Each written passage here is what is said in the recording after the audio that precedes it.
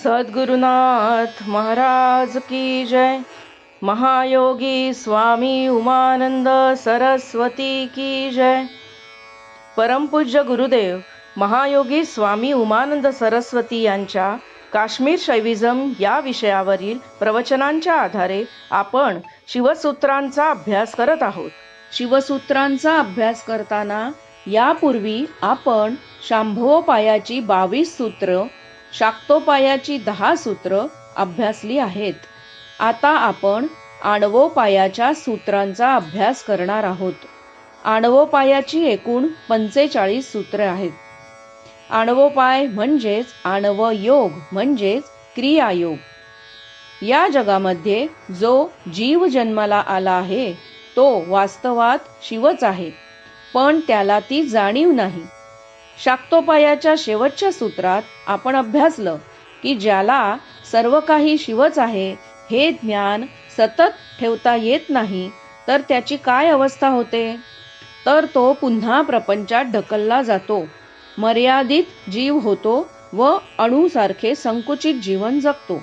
अणूला ब्रह्माची atomic energy प्रत्ययास येण्यास आणवोपाय सांगितला आहे. आणवोपाय म्हणजे अणूचा विकास करायचा. आणवोपाय आणवयोग हा कोणासाठी आहे? अणूसाठी म्हणजे छोट्या जीवांसाठी आहे, ज्यांची पोरबुद्धी आहे. पुढे त्यांना शाक्तोपायासाठी आणि नंतर शांभवोपायासाठी तयार करायचं, तर आधी आणवोपाय. आणवोपायाचं पहिलं सूत्र आहे आत्मा चित्तम.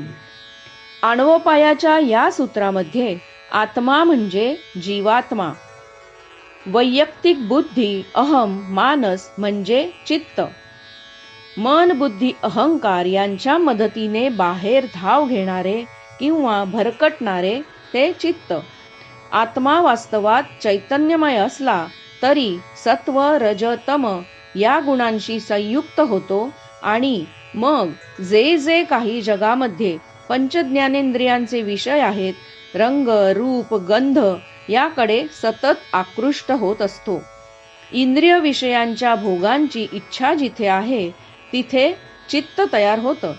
बुद्धी अहंकार मानस यांच्याकडून इंद्रिय भोगाच्या इच्छा पूर्ण करून घेण्यासाठी चित्त या तिन्हींना व्यग्र ठेवत असतं. जे हवं ते मिळवण्यासाठी पिटाळत असतं. या सूत्रात अशा चित्ताला आत्मा म्हणतात.